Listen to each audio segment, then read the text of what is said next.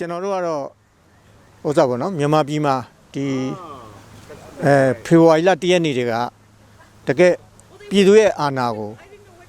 စစ်အုပ်စုကနေပြီးတော့မတရားသိမ်းယူသွားတာဖြစ်တယ်။အဲ့ဒီမတရားသိမ်းယူသွားတဲ့အစိုးဒီ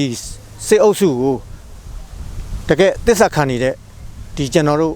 OCမြန်မာတန်ယုံကိုကျွန်တော်တို့ကတန်မှုနဲ့တွေ့ပြီးတော့တန်မှုနဲ့တွေ့ဖို့အတွက်ကျွန်တော်တောင်းဆိုမယ်ပထမအဆင့်တောင်းဆိုလို့မှမရဘူးဆိုလို့ရှိရင်လည်းကျွန်တော်တို့ social punishment ဆိုတဲ့ဒီပြည်သူ့စံညင်အတိုင်းဝိုင်းထဲကနေပြီးတော့ဒီစံညင်တဲ့လူအဖြစ်နဲ့ကျွန်တော်တို့သတ်မှတ်မယ်ပြီးလို့ရှိရင်ကျွန်တော်တို့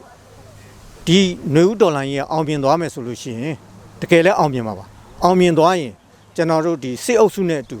ဒီတာအမတ်ကိုလည်းတစ္ဆာခံတဲ့တာအမတ်ကိုလည်းကျွန်တော်တို့ကတတွဲတဲ့ကျွန်တော်တို့ဒီပြည်သူရဲ့တရားစီရင်ပိုင်ခွင့်အောက်မှာကျွန်တော်တို့ပြတ်သားဒီကျွန်တော်အရေးယူရမှာဖြစ်တယ်တကယ်လို့ကျွန်တော်တို့က ICC နဲ့ဆွေးနွေးတိုင်ပင်လို့ ICC ကလည်းအရေးယူမယ်ဆိုရင် ICC ကိုလည်းကျွန်တော်တို့ဒီစစ်အုပ်စုနဲ့အတူဒီတာအမတ်ကိုလည်းကျွန်တော်တို့ပို့ရမှာဖြစ်တယ်ဘာဖြစ်လို့လဲဆိုလို့ရှိရင်ကျွန်တော်တို့အရင်တုန်းကတရားမဝင်တဲ့လူနဲ့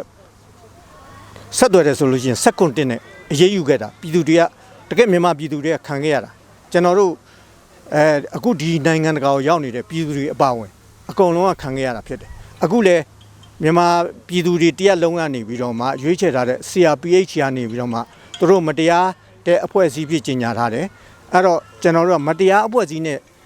တစ္ဆာကိုခံနေတဲ့ဒီတန်မတ်ကိုလည်းကျွန်တော်တို့ကအဲ့ဒီမတရားအသင်းဖြစ်တဲ့စစ်အာဏာသိမ်းစစ်အုပ်စုနဲ့အတူကျွန်တော်တို့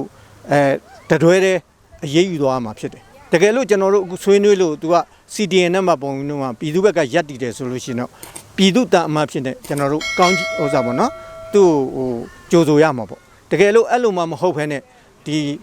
အာဏာသိမ်းစစ်အုပ်စုပဲသူကတစ္ဆာခံနေမယ်ဆိုရင်တော့ခုနကျွန်တော်အပေါ်မှာပြောခဲ့တဲ့အတိုင်းပဲသူဒီစစ်အုပ်စုနဲ့အတူကျွန်တော်တို့တတွဲတဲ့ဒီပြည်သူရဲ့နောက်လာမဲ့ဥပဒေအရကျွန်တော်တို့ကအရေးယူသွားမှာဖြစ်တယ်ကျွန်တော်တို့အခုံရုံးတင်မိတဲ့အခါကျတော့ကျွန်တော်တို့နောက်ဆုံးပြည်သူရဲ့တန်ခတ်မှုနဲ့ပြည်သူရဲ့ပေးတဲ့အပြစ်တွေကိုလည်းတတွဲတည်းယူသွားရမယ်လို့ကျွန်တော်ကဒီလိုပဲဟိုတင်ပြခြင်းပါတယ်ဟုတ်ကဲ့ကျေးဇူးပြုပြီးတော့သူ့နာမည်လည်းတစ်ချက်လို့ပြောပြလိုက်ပါကျွန်တော်တို့ဒီမြန်မာပြည်ကနေအခုဩစတြေးလျနိုင်ငံကိုပို့ထားတဲ့တန်မတ်ကြီးကတော့တန်မတ်ကြီးဦးအောင်တန်ညွန့်လို့ခေါ်ပါတယ်ပြီးတော့ဟိုသူကဟိုကျွန်တော်တို့ကြားထားတဲ့ဟာသူ့ဟိုစာ၄ကျင်းလား၃ကျင်းလားပို့ထားပြီးပြီတဲ့အဲ့ဒါအမှန်လားဟုတ်ပါတယ်ကျွန်တော်တို့ပုံကိုရေးရလဲကျွန်တော်တို့ရေးကြတယ်တဦးချင်းလဲရေးကြတယ်နောက်တစ်ခါကျွန်တော်တို့အဖွဲ့အစည်းနဲ့လဲကျွန်တော်တို့ဒါမြေတ္တာရက်ခံတယ်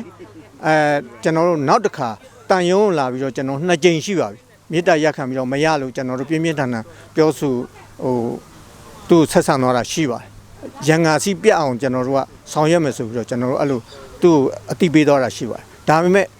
ကျွန်တော်တို့ဒီ CDN ကနေပြီးတော့ကျွန်တော်ဆရာကြီးဇော်ဝေဆိုးကကျွန်တော်တို့အခုလက်ရှိခေတ္တယာယီအစိုးရထဲမှာပါတဲ့ဆရာကြီးဇော်ဝေဆိုးကနေပြီးတော့ CDN အကန့်အသတ်မရှိကျွန်တော်တို့ကလက်ခံမယ်ဘာညာဆိုတဲ့အခါမှာတန်အမတ်အနေနဲ့အတွေးခေါ်ရကျွန်တော်တို့ကတကယ်အတ္တမဖုံးတဲ့အတွေးခေါ်မျိုးဝင်လာပြီလို့ကျွန်တော်ယူဆတယ်ဒါကြောင့်မလို့ကျွန်တော်တို့ဒါနောက်ဆုံးအကြိမ်ကျွန်တော်လာပြီးတော့မြေတ္တာရက်ခံမယ်ပြီးကျွန်တော်တို့မြန်မာပြည်သားတွေဖြစ်တဲ့ကျွန်တော်တို့နဲ့ထွက်တွေ့ဖို့ကျွန်တော်တို့တောင်းဆိုမယ်ဒါမှကျွန်တော်တို့ကတောင်းဆိုရတာမှလာမတွေ့ဘူးဆိုရင်တော့ကျွန်တော်တို့မြန်မာနိုင်ငံကပြည်သူတွေရဲ့ဆန္ဒအတိုင်းကျွန်တော်တို့သူ့ကိုပြည်သူရဲ့ဆန့်ကျင်ဘက်ပုံကိုအဖြစ်နဲ့ကျွန်တော်တို့သတ်မှတ်မှာဖြစ်ပါတယ်ကျေးဇူးများတင်ပါ